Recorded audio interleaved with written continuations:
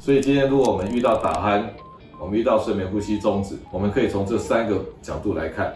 第一个就是有没有鼻塞，有鼻塞是最好处理的，要处理掉。